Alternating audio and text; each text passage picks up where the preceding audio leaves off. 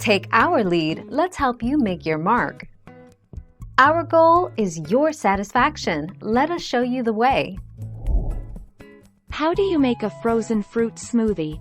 I personally have a blender meant just for smoothies, but it's not necessary.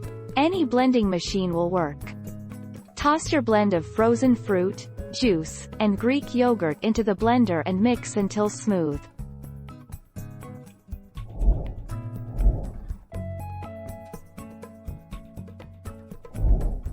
Take our lead.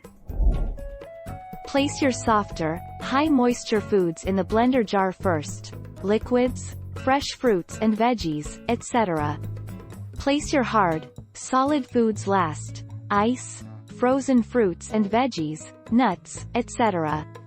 If you're making a green smoothie with leafy greens, you can put them in before or after the ice.